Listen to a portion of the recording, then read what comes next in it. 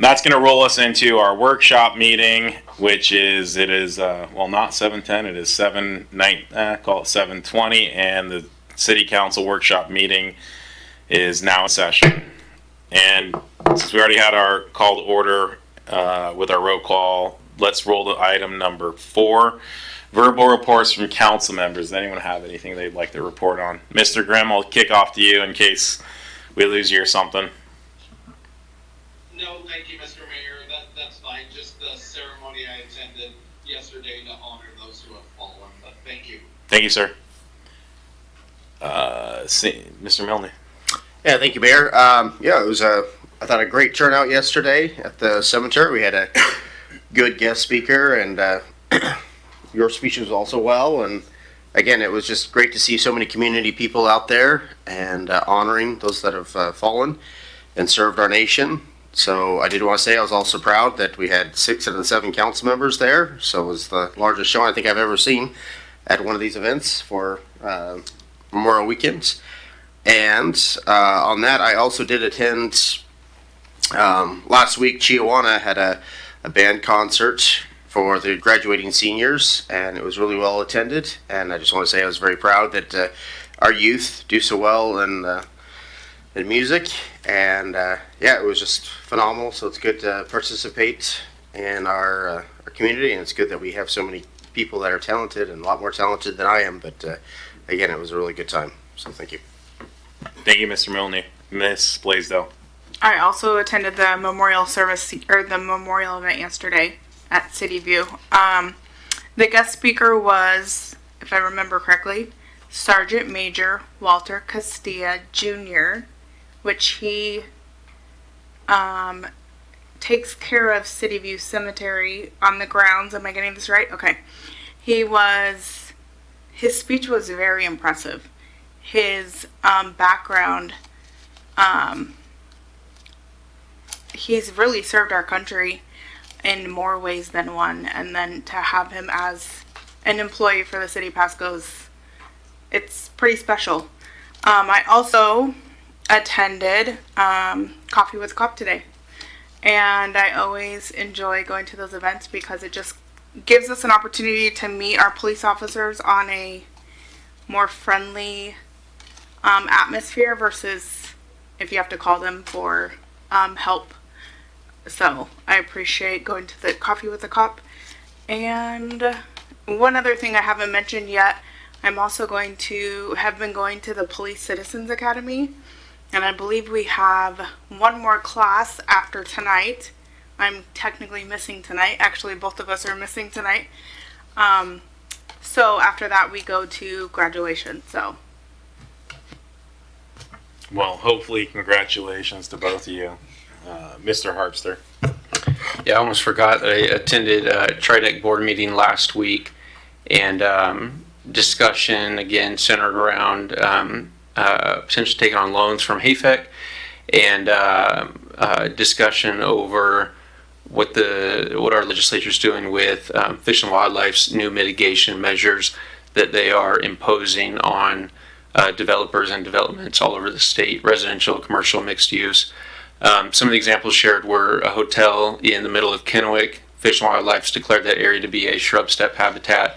The developer, Shervinell Construction, was forced to get a biology report. The biologist said that this area is not suitable for shrub steppe, and I think they also said there was endangered hawks, that there was habitat there for. Biologists confirmed there isn't. Fish and Wildlife is still attempting to move forward with their mitigation. And so TRIDEC's plan right now is to engage with Governor Ferguson's office. We tried last week, and the folks at TRIDEC only had a few minutes with him, basically to take some pictures, and that was it. But meeting with Representative Connor sometime in the next few weeks, hopefully, and hopefully make some progress on that. Thanks. Thank you. In addition to the wonderful event yesterday, thank you staff for putting that on. Again, it's always a pride to recognize our own. So I'm certainly grateful for the work that Mr. Casieja and his team members do to keep that cemetery beautiful. A couple things. Attended the Solid Waste Advisory Committee for Franklin County. We're going through a 5-year plan of what's happening with solid waste. I know it's not a sexy topic, but there's some, we talk about unfunded mandates and how Olympia hoses us. This is just another perfect example. There's going to have to be we may have to open a whole new facility to do compostables. It has to do with segregation of waste streams, and the people that are going to pay that fee are you and I. And it's infuriating. We have an opportunity to have like green waste and waste, and some folks elect to utilize those services. We certainly have our cardboard recycling throughout the city. But because Olympia has decided that's how we are to deal with our compostable waste, we are going to incur new fees. We're going to have potentially a whole new facility designated to that. And while we're happy to hear your frustrations and complaints, the real place to take that is Olympia. I always encourage folks to advocate for themselves, and one of the places you desperately need to do that is up on the hill. So enough of my soapbox, but it was pretty infuriating to have this plan and realize we're going to come short of one critical element that's not going to be cheap. And quite frankly, because of the way those things are not well segregated, it's not going to do a whole heck of a lot for either the environment or the county. On the positive note, last weekend on Sunday and Monday, Mr. Zabel and I attended the international conference for retail folks in Las Vegas, and we had some great conversations. Specifically surrounding what could be of Road 100. And without getting into great detail, what I want to assure the 5 people or so watching is that the city, the staff, and the landowners and developers have a vision to bring things and facilities to the city that we need, that the Tri-Cities needs, that southeastern and eastern Washington are both lacking and could use. Whether or not we're able to do that, time will tell, but I can tell you, I may be one of the few people that would rather spend time with my family than in Vegas alone, but that's me, and I would have rather been home with my wife and kids. But we were out there making sure that those folks know that the city of Pasco is ready for the next level development, that the council supports those ideas, and that largely that our residents are looking for these type of amenities. So again, that's one certainly we can take feedback on, not now, but email us, reach out to us. We are doing everything we can from our side to make sure that Road 100 area is well developed with the amenities that the people of Pasco deserve, and then Kennewick and Richland can use them too, but we're not worried about them. So with that, move on to item number 5. I don't see any other lights. Item number 5, which is items for discussion with opportunity for public comment. For anyone that remembers, a few months ago we modified their workshop meetings to allow up to 8 aggregate minutes of comment with 2 minutes either for or against. So it's we're going to have to keep a track on that.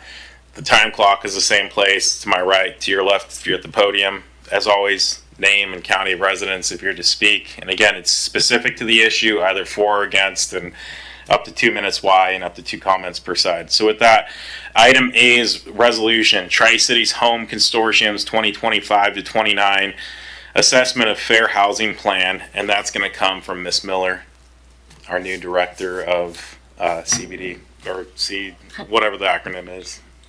Thank you, Mayor, and good evening, Council. So this is a quick item. We did bring, this may feel a little like deja vu, we did bring the Consolidated Action Plan for the CDBG program back in March of 2025. And there's a component in that plan that was approved called the Assessment of Fair Housing. And this group, the Home Consortium, Tri-Cities Home Consortium Group, is comprised of Richland, Pasco, and Kennewick, and the study was conducted for the next 5-year period. And within this study, they identify the unique challenges that face housing in this area and provide the barriers. So you have some information here on the screen. I won't read every bit of the text. And then the identified impediments to fair housing are up on the screen and include the barriers to housing in this area. So that was looked at, and just some of the items on here, limited supply of housing and other barriers to housing were looked at in this plan. And in the plan, there's also proposed actions to increase affordable housing supply and expand the accessible housing for the group as shown in the packet. And the proposed actions continued here related to fair housing awareness. So this is all in the plan and in your packet. And the next steps would be for the council to adopt this resolution, and then we would feed it back into the consolidated plan. There was a question whether or not at the federal level the housing issue would be funded, so that's why it was put on pause. And so we're bringing it back now that we know that there's funding for it and including it in the plan for the group. So happy to answer any questions if you have any. Thank you, folks. Do we have any questions? I'll start with Mr. Graham. Do you have anything? No, thank you. Thank you, Mr. Mayor. Okay. Mr. Prowse. Only question I have is, what are the metrics that we implement to see if we're meeting any benchmarks for this, or even like our own housing action plan? Like, what's the difference between the two documents? Yep. So this is related to funding and what areas we'd focus on. So the home funds go to like rehabilitating homes for, or helping tenants with rental assistance, and then rehabs for home. And then there's one option for a home loan. So this is a study for the whole area, looking at the different, the housing characteristics and where we're weak. As far as metrics, I'm not actually sure what metrics they use for this one. For the housing action plan, for the comprehensive plan, we look at all sorts of different information, the income levels for the folks, and then the population numbers, the number of housing units, and then it gets down really to basically income levels and the amount of housing we have in each bracket. And that will be something that will be covered when we do the intro to the comprehensive plan in a few weeks. So it's usually tied to income, and the state is actually requiring the cities, and I'm mixing comprehensive plan into this too, but cities look into providing housing for income all the way down to 0%. So there's different categories, 0 to 30%, how many units does Pasco have, and then how many do we need to address that population, and then it just goes all the way up until 120% AMI and more. So those are the metrics we use in the housing plan to look at numbers that are designated by the county. So for this specific metrics, I believe they do look at the different ranges of options for people in different income levels, but I haven't looked enough into this to see what metrics they've used. So I can bring that back if you'd like. Okay. Yeah, no, I'd just be curious because kind of like with your example you were saying, I mean, if we're not putting together like a programmatic response to see that we have certain amount of housing, and then what are we doing different to create an environment for that, I guess. It's just because we see these things come across the dais, and I don't know, I just don't really feel like we're coming back and looking at, yep, we implemented this policy, and this is what the fruit we got from it. We did this, and so I was just kind of curious when I looked at it, and I looked at the other document,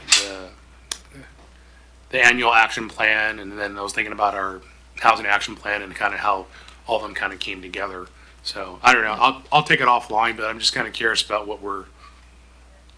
if we're doing our job along with staff to ensure that we're kind of providing all those segments of housing that you were kind of talking about, Yep. with those ranges and stuff. Yep. You know, The comprehensive plan will likely address most of that in the goals. So there are already things Pasco has done related to middle housing to push this along, and then addressing the state requirements related to ADUs and increasing the housing stock is definitely addressing that. This is really dependent on who applies for it. So I think we can do better outreach and get messaging out to the different folks who apply to this program. The paperwork is a little bit more at the federal level, but definitely like in the comprehensive plan we'll get it down to very specific methodology and then, find ways in the code and the plan to address housing needs throughout Pasco. Okay, thank you. Any further comments? Seeing none, thank you for that presentation. And it is C&D. I apologize for messing your acronym up. So item B is presentation, potential changes in inspection services. This is Deputy City Manager Sigdal. Actually, Mayor, I'm going to hand this off to Director Miller. Thank you, and I believe this item has been workshopped with council at least 2 times briefly so far. So today we're just looking for direction on this approach, which is to exempt permit requirements from the Pasco Municipal Code that are not already required in the building code, the international building and residential codes. So I'll go through this presentation and feel free to, oh, that is my keyboard, not the clicker. That's why it's not working. So I'll go through this presentation and just explain the different types of exemptions that are in the building code. And just for some background, and sorry if I'm repeating what was said at a previous meeting, there's international building codes and international residential codes. So those are adopted on national basis, related to what building permits are required in all of the standards. So Pasco over the last several years or even decades has over time required permits for things that would not be required in the International Building Code or Residential Code. So we do require that, and I believe that most other cities do not, at least the 2 cities I worked at. And I believe Kennewick and Richland do not require these types of permits. I'm not sure about everything, but we've been told that Pasco is a little more restrictive as far as exempting these types of uses. So they're listed up here, and these are exempted in the International Building Code that are listed here on the screen. And then I'm just going to close this so I stop trying to click it. And then we have new permit and inspection eliminations here listed, and there are decks and small storage sheds and fences listed in the code currently. And if we were to remove this as a requirement from code, it would save the customers time and money from coming in and permitting these things. It would definitely free up staff time for permits that are required in the building code. There are some pros and cons to doing this. If the city isn't reviewing and permitting each of these small sheds and structures, you do run the risk that a homeowner puts the shed in a wrong spot and maybe builds it accidentally on their neighbor's property or over an easement, and there is the risk for that. But my opinion on it is there are people out there even building without permits anyway for things that may require a permit, so there is a risk that people do that. So the best we can do is educate people, give them the flyer and tell them where things go. And this worked really well at the last city I worked at, where if someone did have a question and they just really didn't know anything about where to put a shed in their backyard, they would be routed to a planner, and the planner would tell them, you do not need a formal permit for this. However, here is your backyard. They pull it up on the screen, and then they'd say, hey, keep it 3 feet away from your fence, here, and then make sure you don't put it over this easement in your backyard. So we would offer that help. I'm not sure if there's capacity to help every person coming through, and we do have a flyer that is in the packet as an example. We can clean that up and make it easier to use. There's lots of verbiage on there, but we would just talk through the fence requirements with people, and for the most part people got it right. If it was in the wrong location, they would need to move it, but in most cases we found that was just more efficient than permitting these smaller uses. So staff is recommending that we streamline the process for our customers and our staff, and then be there as an educational resource to folks that need help knowing where their fence line is. And we don't have any surveyors on staff, so that's the most common question I think planners get is, well, where can I put my fence? I'm very confused. And we tell them how to pull up their property or send them the information on their lot, and then try and help them there. But when it comes down to it, if they're really worried about it getting precisely in the location, they do need to hire a surveyor to go out there and stake it, and that is usually a recommendation unless they're really comfortable with property lines and can find their pins in their lot and they're not buried under some old shed in their backyard where they can't find. So with education, I think that that does really help the public with these, and then it reduces the need for them to come in and pay for a permit and go through the process and inspection. So that's the route we are recommending that we go, but also looking for direction from council on this matter. And if council does want to move forward with this approach, we can revise the code and bring it back to council for review. Happy to answer any questions. I do want to add, council, that one of the ideas at the time was, should we just do a site plan of optional permit? And we're recommending that we do not do that because we do not believe that there's going to be a large number of people who might come in. But what we do think is with help and education, as Director Miller mentioned, we would be able to use that optional permit effort that the city staff would be taking and rather work on education and informing the community and being able to help them with placing of sheds and fences rather than going the permitting route. Thank you. Looks like I'll go to Mr. Grimm first, then you, Mr. Kraus. Mr. Grimm, you have anything? Yes, first of all, thank you, Mr. Mayor. I just wanted to thank staff for bringing this to us. I know they've been working on it a while. It probably seems to some of us it's taken a little bit, but I can't thank staff enough. This was a big council agenda item, and I wish we would have maybe put it in all caps to reduce the regulatory burden on the citizens and others who want to do business with the city of Pasco. So that's, I guess, what I have to say to staff. Thank you, thank you, thank you for bringing this forward, and I look forward to eliminating all of this unnecessary burdens to our citizens. Thank you. Thank you, Mr. Grimm. To you, Mr. Prowse. Thank you, Mayor. So just to clarify, you're saying, I remember from like the last time we talked about this, so no plan review option here, just education. Yes. Okay. And then I had a question about roofing. So is that so no permit even for like an entire re-roof, tear off and roofing?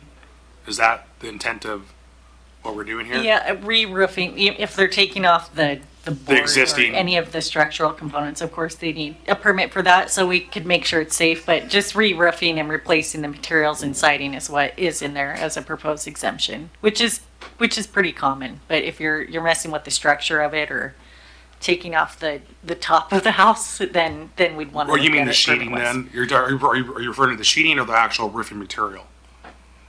Just the siding, you mean? I guess I was talking about two different things. Yeah, I'm asking about the actual roofing material. Yeah, if you take the roof material off, but you're not taking like the board off or Right, replacing the any sheeting holes. material, Yeah. right. Yes. Plywood. Yes. You want to call it plywood? Yep. Okay. Then you wouldn't need a permit for Okay, that. because I know in other municipalities, they still required a permit even though they implemented this, but they just codified that if you were taking off the roofing material, it required a permit.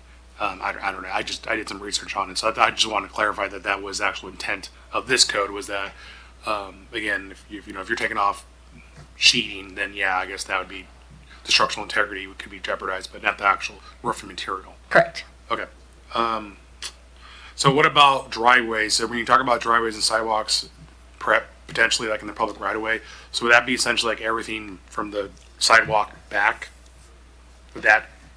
Yes. That's what you're So talking about. right-of-way work needs a right-of-way permit. Anybody who's doing any work in the right-of-way needs to approach the city because it's our property and we need to know what's going on there. So it would be behind the sidewalk to the house. And I believe it said if it's not part of an accessible route, within the public right-of-way. So the sidewalks and driveways, so right-of-way wouldn't need to be looked at. So if it's on the private property, if it's under a certain stormwater threshold, then it wouldn't need to be reviewed. But we would want to make sure if someone is like maybe flaring out their driveway, I think that's okay as long as it meets the design regulations if there's any for that specific area. But if they wanted to add a second driveway cut, that's where we have to look at it and make sure that, there isn't a lot on a corner where they have two driveways now going out into traffic, so we'd want to look at that. But that would be something we could educate folks on in the flyers, and if they come approach us and ask. Most people wanting to add a second driveway come in and ask if they're paving it and it's in a area where people can see it happening. They come in and ask. Awesome, thank you. Seeing no further comments, it sounds like we have general notion to move forward with this. So hopefully we'll see this for action next week. Any clarification required of council? No, I have direction. Thank you. Okay, thank you very much for the time you put into this, and thank you for decreasing our regulatory burden on our residents. With that, we'll move on to item C, which is another presentation, introduction to amending Pasco Municipal Code 3.65, utility billing management, and this is kind of coming from interim director Garcia. Yes, good evening. The finance department has been focusing on evaluating processes for efficiency and under the principles of lean. And kind of looking over cost benefit analysis over just a variety of processes. And last December, the city participated in a lean workshop that was offered by the state auditor's office at no cost. And the focus of that workshop was utility billing department. And it included focusing on key processes to identify some possible areas for improvement. And there were some changes that we're able to implement immediately after the workshop, but others require changes to the code and council support, which is what we're here to discuss today. So while we're evaluating processes, we're looking at it with a broad scope, meaning we're looking at efficiency, but also making sure that the municipal code still aligns with state laws, aligns with council goals, and just overall customer service expectations. In that, we're also looking at if our processes are sustainable and kind of making sure that the department's set up for success. So one area that impacts many processes within utility billing is the treatment of our tenant accounts. And this process, as we're reviewing it, it doesn't seem to pass the cost-benefit analysis test. It's a pretty time-consuming process, and I'll share some background here. So in 2013, the code was changed to only require deposits on tenant accounts. In the past, deposits were required on all new accounts and including tenant accounts.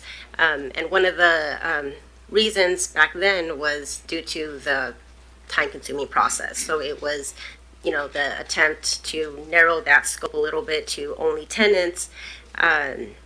So that kind of changed the responsibility over to just tenants and directed staff to pursue collections off of tenants instead of property owners.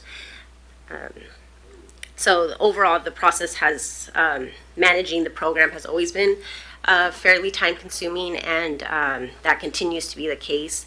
So in the fall of 23, the city went through a software conversion for the utility billing software. And that, while there was a lot of positives that came out of that, one item that the system doesn't accommodate how the deposits and the tenant accounts are managed.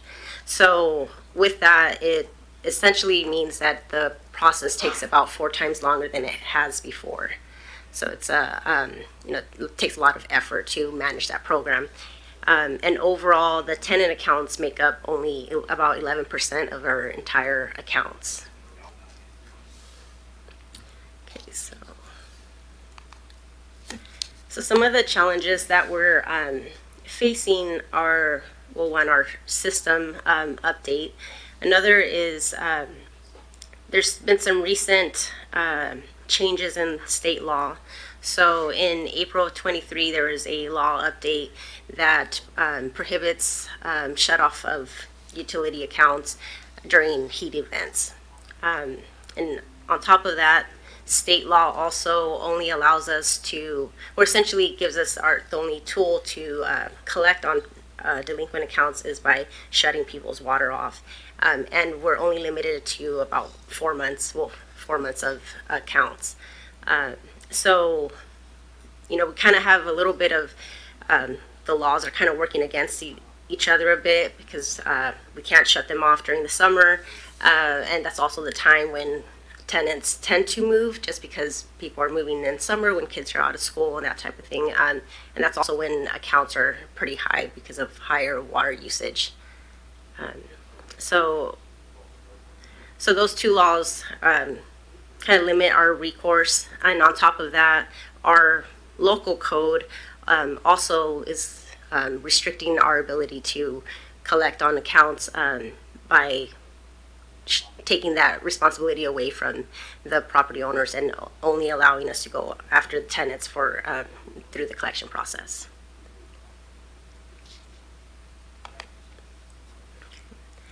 In addition to that proposed change, there's other areas within the code that require some cleanup, mainly because the code hasn't been updated in a number of years. There's been just some changes that are needed just to make it a little bit more modern, update it with current expectations with customer service, and just kind of overall efficiencies. And we'll go over some of those minor ones here in a bit. So overall, one of the changes that we're proposing is to shift the responsibility back to the property owner as it was prior to 2013. And that would also eliminate the need for deposits, and the managing the deposits is one of the most time-consuming processes that we have.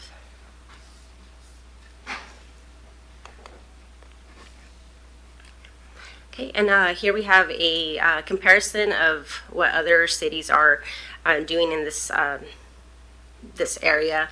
As you can see, majority of them do not accept deposits, and majority of them have the responsibility lie with the property owner.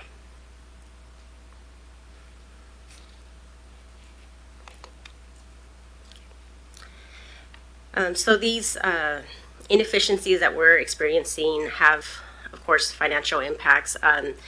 Overall, the activities that are related to managing the deposits equates to about a full FTE. And again, all of these rules and processes are only for 11% of the entire accounts that we have. So essentially, one FTE is for just a pretty small portion of our accounts. In addition, there's costs associated with records retention, the collection process, and just the overall cost with refunding checks and printing statements, all of that that is directly tied to this one program. It's all costs a significant amount, and also there's, with the limited recourse that we have with these accounts, there's currently $56,000 that is either has been written off or in the process of being written off, and essentially that amount that's written off, that burden goes over to the rest of the ratepayers.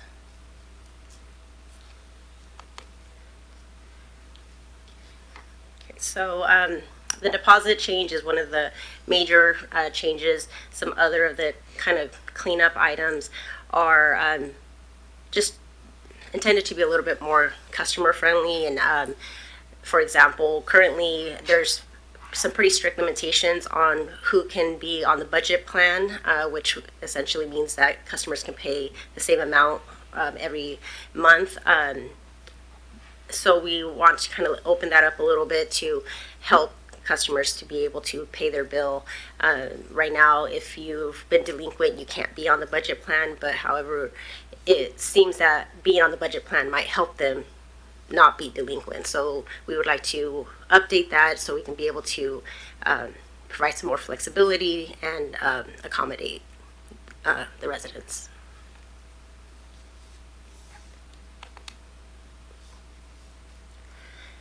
Okay, and some of the other changes that we'd like to update are some fee structures to, of course, ensure that we are charging enough to cover costs related to services, and just updating several, there's some pretty old language in there. For example, it says that you have to come in and sign and fill out a form in person, but now we have quite a bit of options available online. So we're just kind of updating that.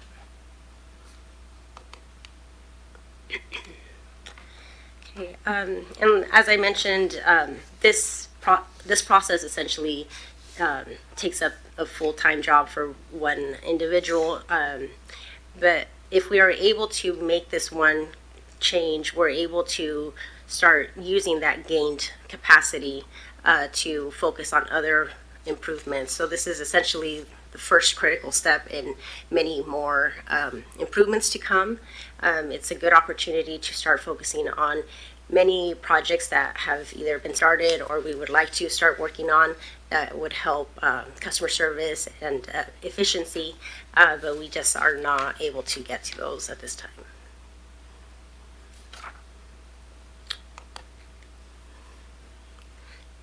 So any questions? And again, at this time, it's an introduction, mainly to seek support and guidance on moving forward, or if there's any other alternatives to look into.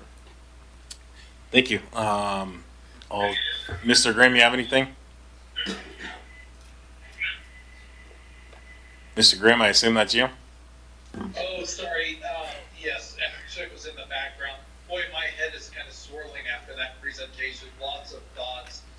Thank you. You know, on one hand, I, do see how, there is the middleman approach where in a sense the city has become a middleman or a property manager, but on the same time, it's hard to expect a landlord to be fully responsible for a service that someone is, buying directly from the city. Power bills come to mind, and I don't know how many landlords, just pay the power bill for an entire complex and then bill to separate units. And of course, my mind was thinking about garbage, and I know in apartment complexes and bigger units, there's dumpsters and that kind of stuff. But yeah, I guess the one question I would really have is, would we be providing, let's say a landlord has, 10 apartment units, would we be giving them the usage amounts per unit to where they could bill at least individually, or would they be stuck just billing all their tenants a flat rate?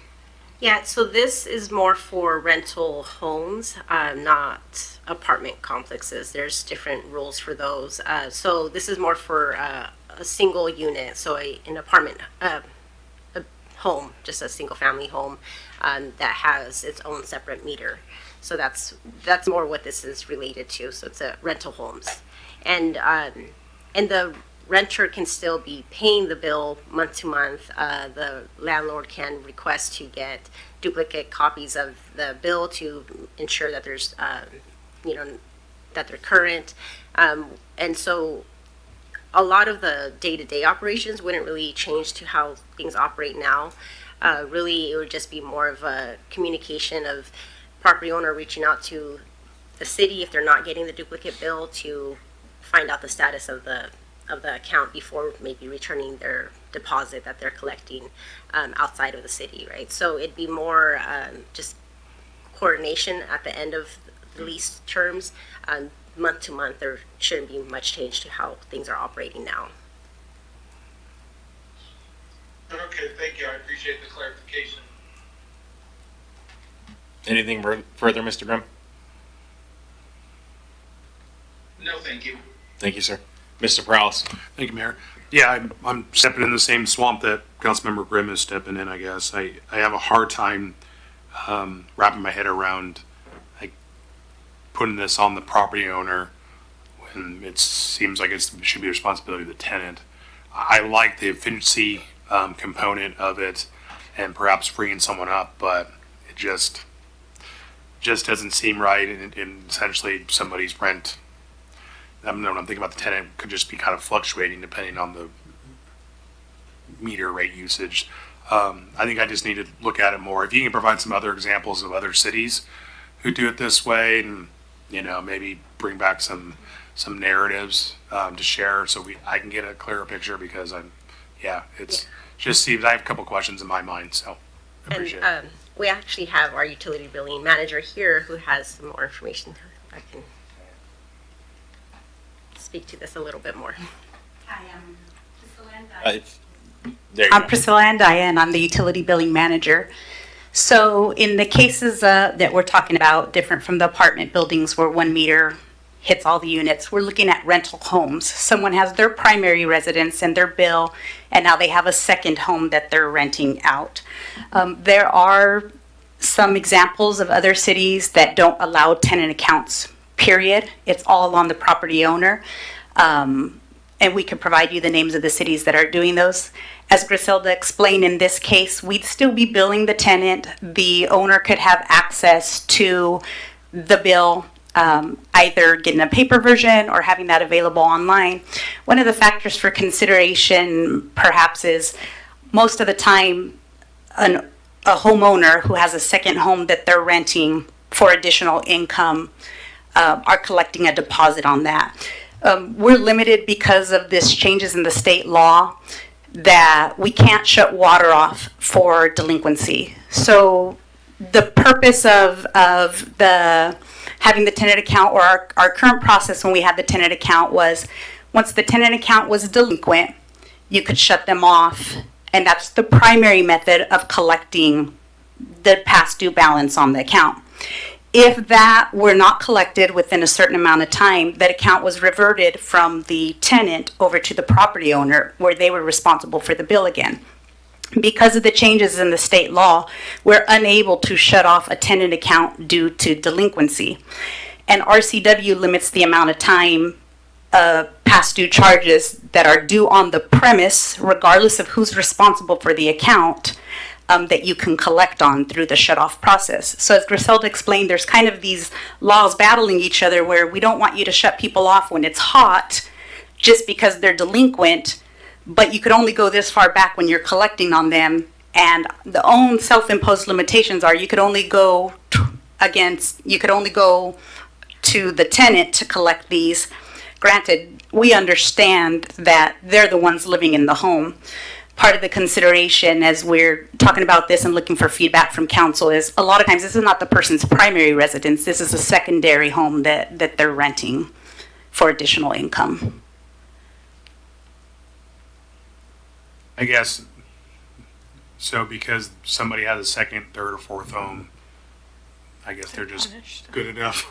No, to pay for it, or well, if you're running a business, right, there's the risk of someone not paying. I mean, there's certain pros and cons and certain risks and benefits to running a business. Granted, we want people's primary home, we want them to have water, and we understand why the state is passing these laws, and we want to cooperate with them. But as a city, we're also suffering because of these laws that are contradicting each other, that limit what we can do to collect against the premise, regardless of who the account is under. And so what are some ideas that we can look at where there's not this loss of revenue for services already provided that, as they've already mentioned as well, are basically absorbed by the other ratepayers, which is also not fair to them. so would we need a software change in order to account for deposits into our system? Well, it accommodates it, but not the way we're doing it now. So there'd be, I guess another route would be if we were to use a system that we have now, which again has many other benefits. This is just the one feature that it doesn't accommodate the way we operate the deposits. So the other route, which I don't advise, would be that we expect every new tenant account to come in person and pay the deposit at that time. And right now, that would not, I don't think customers would appreciate having to come physically here to pay for the deposit and know that they would have to pay close to $350 on the spot. At the same time that they're also probably paying a deposit, a pretty hefty deposit on their rental. So it's it's doable with the software that we have. However, it adds all this other burden to, most likely to the customer, and isn't as customer service friendly, because we would require, the only way is we can't bill for the deposit. That's the issue with our software. So the only way it works is if the person comes in and opens their account, which takes about 20 minutes, requires them to have their lease, and it's a time-consuming process for the person to come in, and do it here, and it requires them to pay the deposit at that time, which is around $350. So it is possible, though. It is, but I just want to be clear that there will be some other burden that is passed on to the customer, so there'll be other communication that would need to happen. And also wouldn't eliminate, it's kind of just shifting the workload in a different process. It would still be inefficient. One of the customer-friendly processes that we do is that we don't generally shut water off in between tenants and owners, because generally that switch happens pretty quickly and the water is available to them. Most people contact us and want to set up their accounts.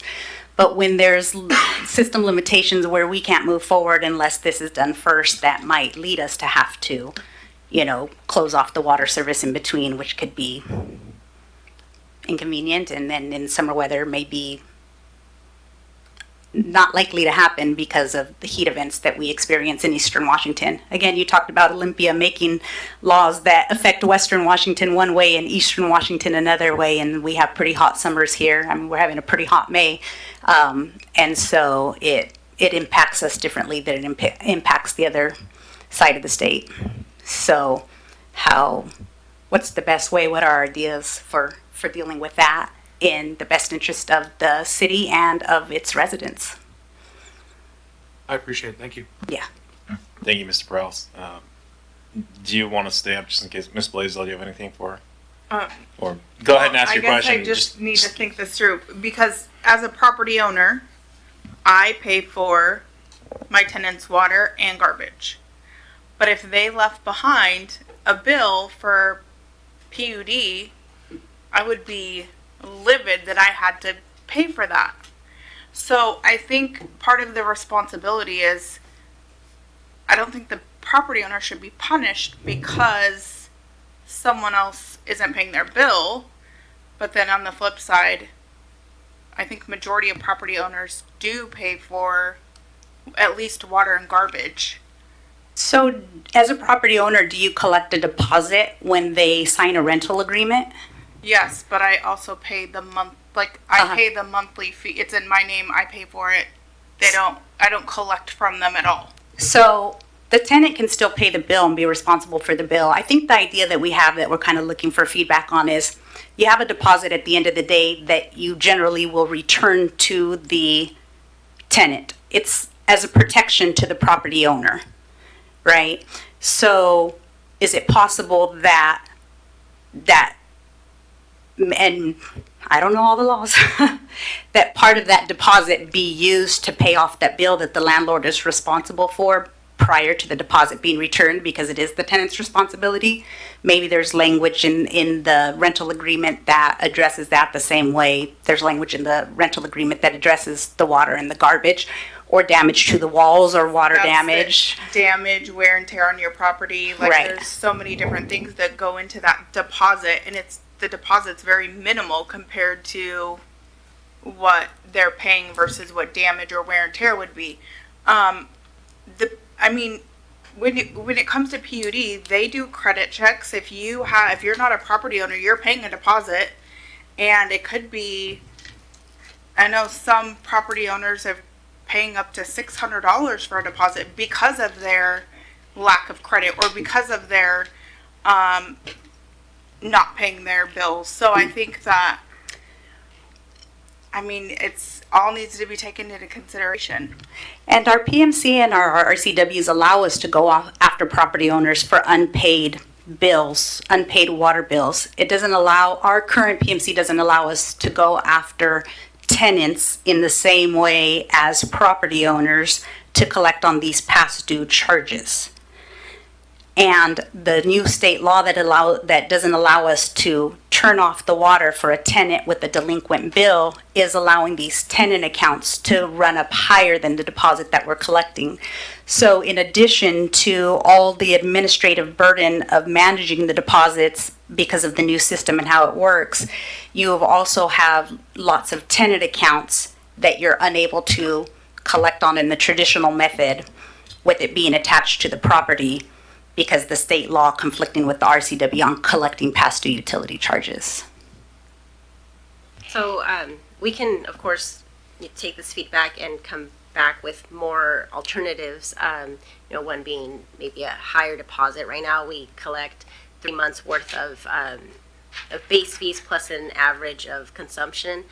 So we can come back with, more details and also maybe some other alternatives such as a higher deposit amount and maybe that other changing the process so it fits our software, but again, does kind of shift the work to a different process. Thank you. I still see we have a couple comments, so Mr. Milne. Thank you, Mayor. I was actually kind of want to get more little clarification. Not against it. I mean, obviously, as councilmen, we're trying to reduce everybody's bill, not just a few, bad apples get away with it, and then everybody in the community has to pay more water bill.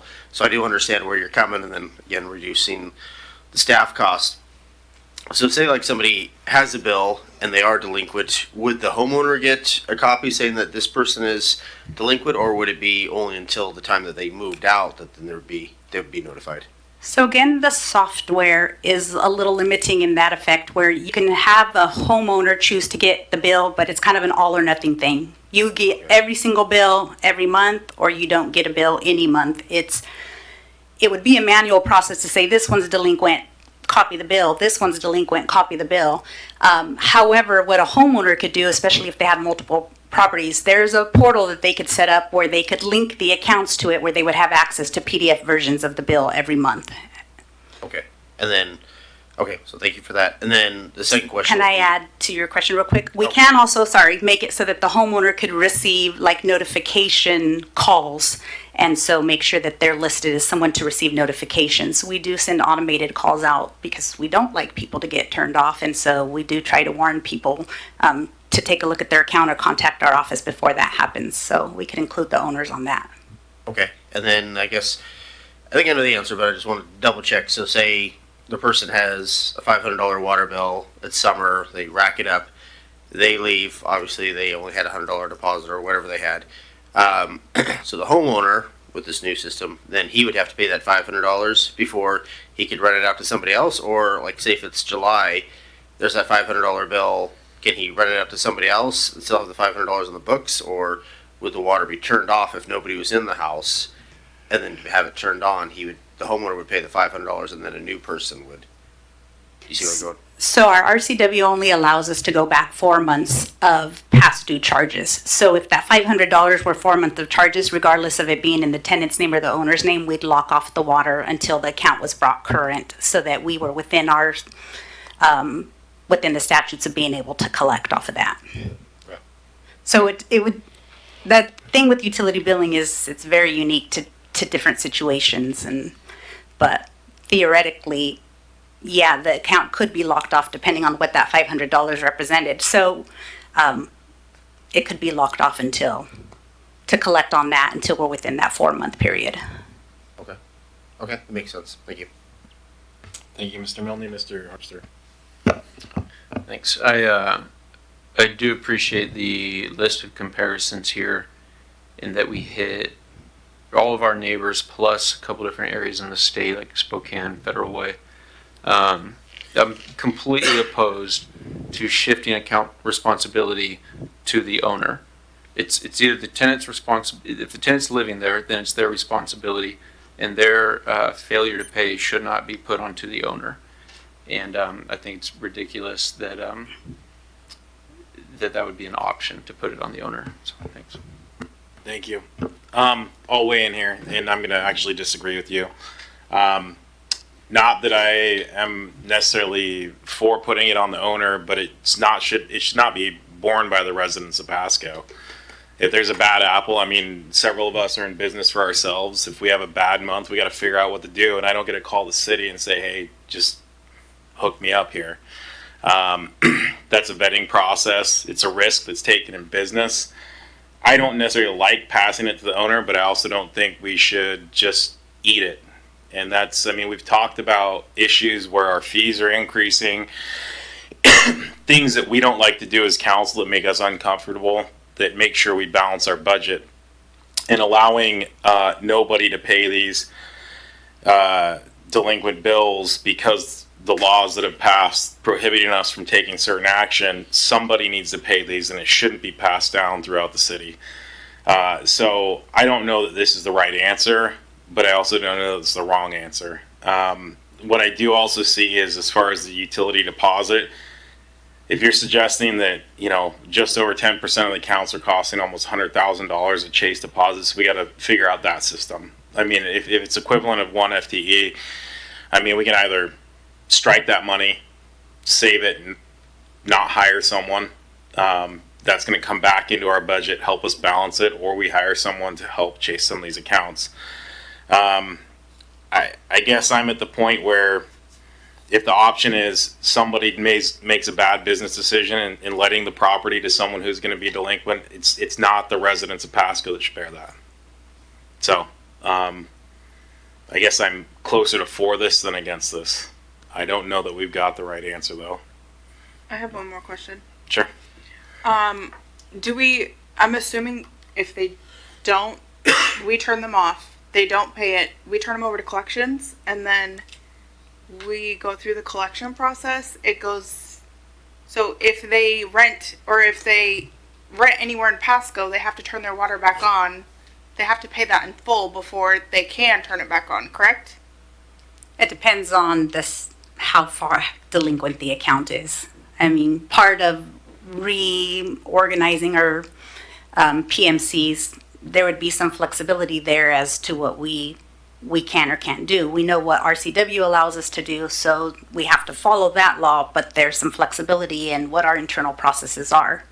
And we got to look at the logistics too. We have meters that are physically turned on and off by people that we use a contractor for, and so it's not like electricity where you push a button and it's off and you push a button and it's on. So we have to consider those factors as well, and the cost of having our contractor go out and do these. And you know, does the cost of doing that outweigh the cost of the other things? There's lots of factors to consider. Utility billing is actually really fun and complicated, but it depends is the answer to almost everything.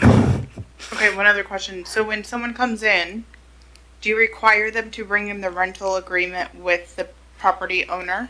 We require, yes, and that's part of PMC. We charge the property owner, or we charge who the property owner gives permission to be in their home, and that's a rental agreement. And so we look at the address that's listed on that rental agreement. We look at what the terms are in that rental agreement. We make sure it's signed by both parties, which is part of the administrative burden in having tenant accounts as well.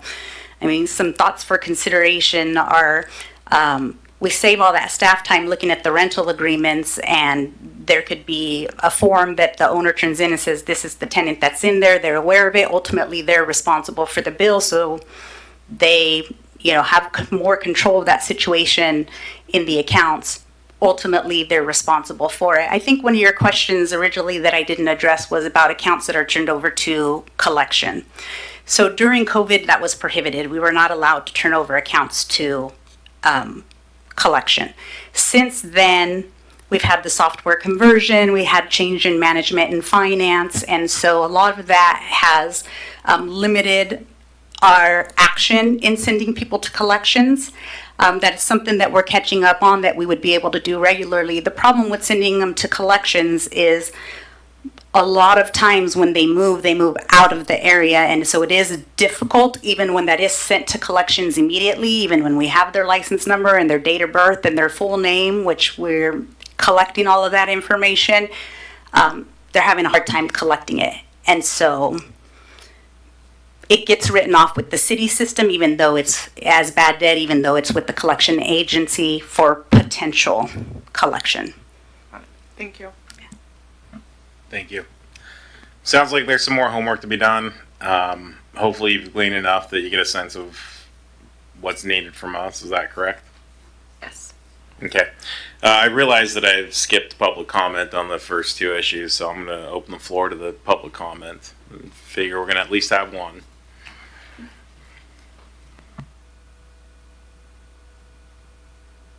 Oh, there we go. Thank you very much, Mayor, Council, and staff. Sorry I came in halfway through the presentation there, so I didn't catch it all, but I want to speak a little bit about my experience from what I heard after the fact. We rent homes to single-family homes, to multi-family homes and apartments, so obviously this isn't related to those, but for single-family homes, in my experience, it's been an absolute non-issue having tenants go up and hook up their own water. And the reason being it from a landlord standpoint is I think that if they want to have water, then it's a contract that they can go with the city and they're responsible for their own consumption. And then it's not something that I have to go after them and after the fact with. And you guys have tools. Sounds like maybe some of the tools are a little bit more limited than I thought, but you guys have tools in your tool belt that can manage that a little bit. It's a nice idea that, yeah, you can withhold your deposit amount from your contract, but in my experience, again, sorry, I didn't have time to prepare this, but in my experience, tenants who are in that position where they struggle with that, where they may struggle with that deposit, they also want their damage deposit back as quick as possible so that when they move, they can move into an additional property. So then having to chase down, pay that final bill, make sure that it's paid and covered, then that slows down the rate. Even though I have 2 weeks to refund back, I've never taken more than 24 hours to give a damage deposit back. BDI currently operates on this model, and it is terrible because I've had folks up and leave, and BDI doesn't communicate necessarily with the landlord terribly well, and all of a sudden they say, well, I have a new tenant that wants to rent this place. They say, well, sorry, there's $500 owing on this account. Now you have to pay this $500 before your next tenant can rent out. So I think that the PUD model is the way to go, and right now it's not a terribly challenging process for current tenants to get on and be responsible for what they do. Thank you very much. Thank you. Any additional public comment? Going once, going twice, third time. Thank you for that, and we'll look forward to the next iteration of this. Moving along to item D, which is our general fund monthly report for March 2025. Sticking with you, Interim Director Garcia. Yes, so for the general fund in March, on the revenue side, we were at 7% of budgeted revenues, which is a little bit lower than what we would expect for that point in time, but it's understandable due to most of the revenues in the general fund are cyclical. So, for example, half of property tax revenue comes in April, so it's after the fact. And another large revenue source in the general fund is interdepartmental charges, such as engineering charges, and those normally don't occur until second quarter. So within second quarter, we should see the revenues kind of catch up a little bit more. And still on the revenue side, we've continued to be proactive in monitoring cash flows and investing as much as we can to take advantage of the higher rates right now. So within second quarter, the general fund earned $266,000 in investment income, which is a lot higher than it has been in the past. And on the expense side, we are at approximately 13% of the biennial budget, mainly with services being the highest cost driver, and the majority of the services are related to public safety contracts. But overall, we expect to be within budget, and hopefully within second quarter we have some more data to provide some forecasts and projections. We're still pretty early in the biennium to share that, but hopefully within the second quarter we could share some more projections for how we expect to end the biennium. Thank you. Do we have any comments? I'll start with you, Mr. Grimm, if you got anything.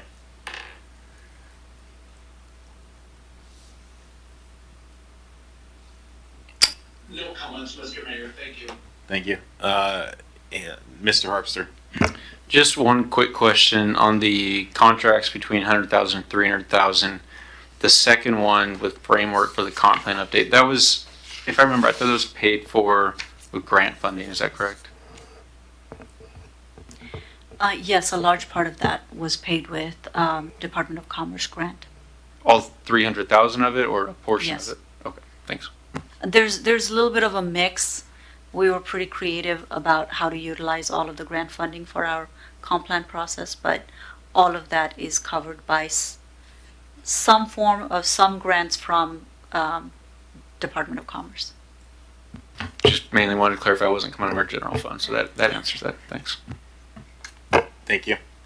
Just one quick question from me. So our net position is almost negative 2 million. Are we at the point where we're gonna have to cover that with reserves, or how is that leveraged? Yeah, so it's still pretty early in the biennium. So at this time, essentially, it is getting covered by reserves, but we do expect that revenues to start coming in at a higher pace within second quarter. So hopefully within second quarter, we can share a little bit more of what that end reserve usage will be. Thank you. And to that point, is there a specific target that we have that we anticipate to come through? Whether it's the increase in sales tax because of Independence Day or more permits rushing through, like what is it that we're projecting on that we're going to bounce back in Q2? So some of for example, property taxes, we haven't received hardly anything right now, right? For this report period, in April, we've received that. We also saw in April, kind of getting a little bit ahead, but in April we did see sales tax increase a little bit more. So we are starting to see a little uptick in that. But again, we won't really have a fuller picture until probably closer to end of second quarter. Thank you. Appreciate that. I see no further comments with that. You're off the hook, and we'll move along to item number 7, which is an executive session. That's a discussion with legal counsel about current or potential litigation. Oh, yeah. Well, I don't really want to hear from you guys anymore, but we'll move on to item 6, which is miscellaneous discussion. Anyone? If not, we'll move on. Okay, Ms. I Barajas. was waiting for Dave. I wasn't sure if you had miscellaneous comment. Just a quick reminder, Ms. Debbie might be getting an email here, but wanted to extend the invite for the Juneteenth parade happening on June 14, Saturday, June 14. If anyone is interested in participating in the parade, please let Ms. Debbie know so she can coordinate with the organizers. Thank you, Ms. Barajas. Mr. Zabel. Just one item, wanted to make council aware, we have a recruit academy graduation this Friday night. I think, Chief, two candidates graduating to serve us full-time.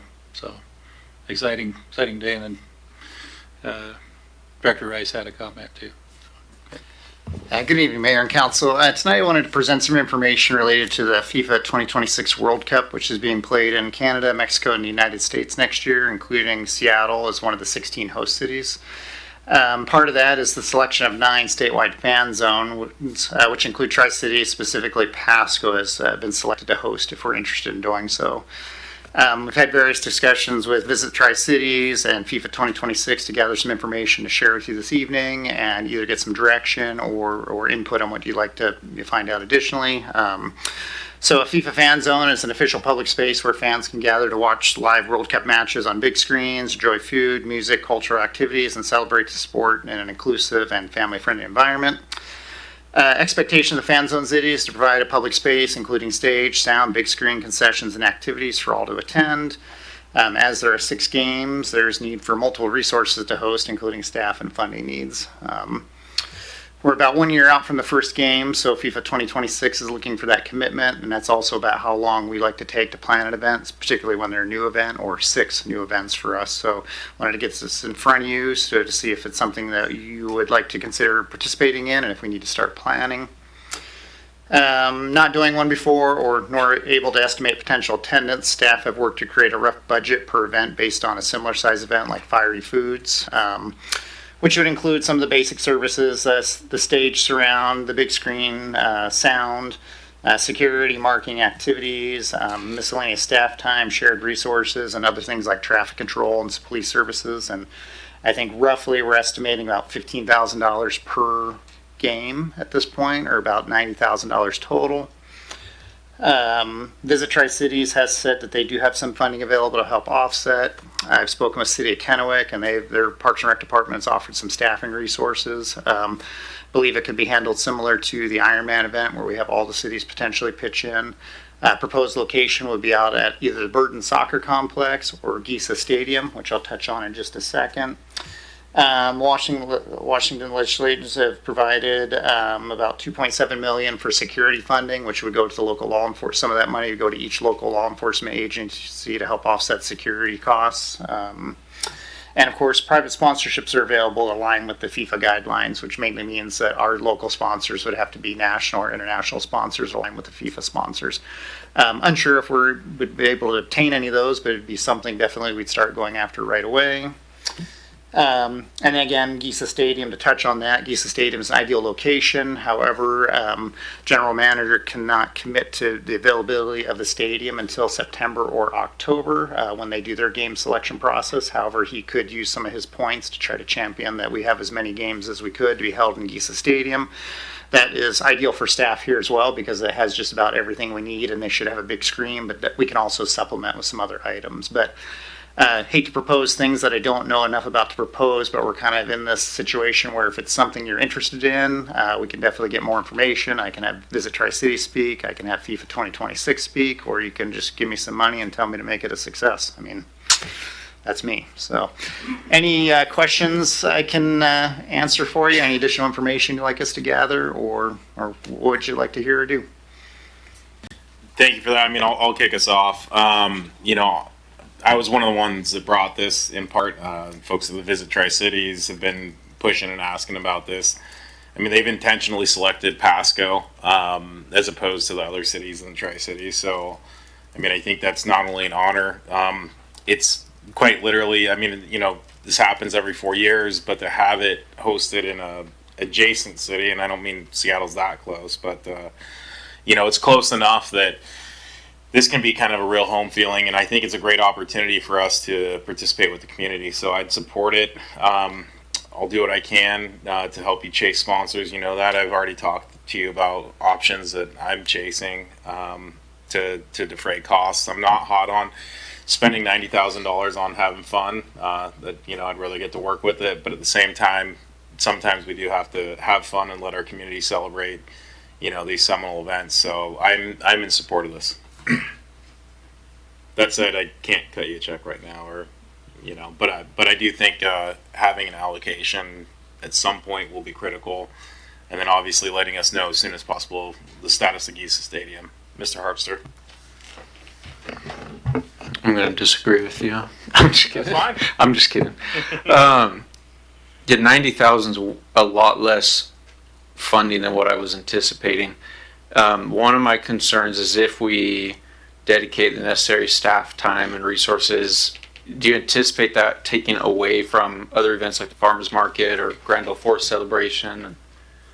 It will be tight. Again, we're running with limited staff this year as well, but it's something, I think it's once in a lifetime event. Generally, my staff get queued up as we're able to go forward, and if we're going to commit, I think we can start reaching out to other sister cities as well to see what staff resources they can put in as well. So. Okay. I do think it's a good opportunity, like Mayor Serrano said, and I know that because if I think about it from the reverse, where if Kennewick or Richland was selected, I'd be ticked.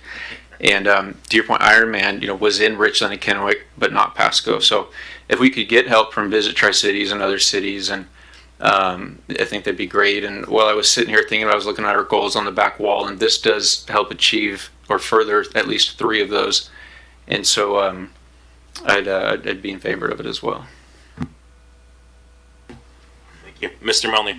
Thank you, Mayor. Yep, I'm in favor as well. I think, there's quite a lot of soccer enthusiasts here in Pasco, so you'd have my support on this as well. Mr. Graham, you got anything? No, thank you, Mr. Mayor. Thank you. Thank you. Do you have direction, Mr. Rice? Yes, I will connect with FIFA 2026 and let them know that we are interested in moving forward. And we'll start working on an updated budget and marketing and outreach for sponsors and things like that. So we'll get you some information, try to roll forward, but we'll let them know that we're looking at committing at this time.